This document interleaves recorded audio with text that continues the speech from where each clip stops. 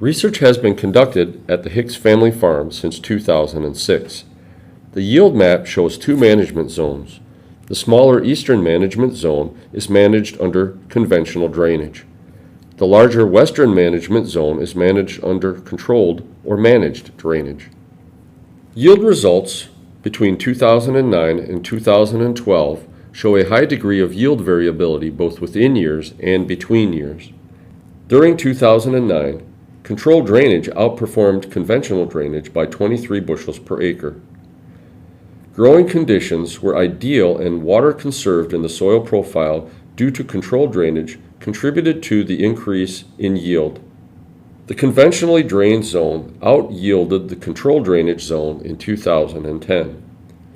There were two contributing factors that led to this result. First, 2010 was an extremely wet year. Second, poor root zone water management in the controlled drainage zone contributed to wetter conditions compared to the conventionally drained zone.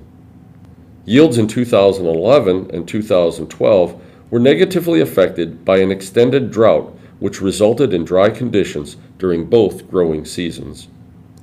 Below average precipitation resulted in a lack of soil water conservation under controlled drainage.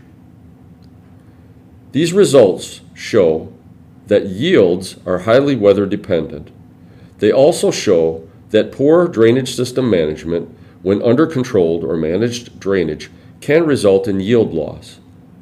The data also show that under certain conditions, yield benefits are possible under controlled or managed drainage.